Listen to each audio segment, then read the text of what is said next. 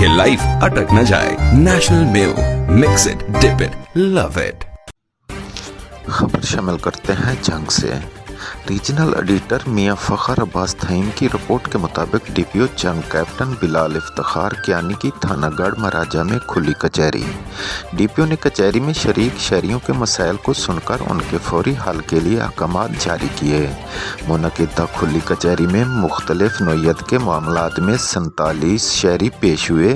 तहसील अहमदपुर सियाल की अवाम ने मुख्तलिफ किस्म की नाजायज़ लूटमार और गैर कानूनी रिकवरी के मुताल्लिक डीपीओ साहब को आगाह किया।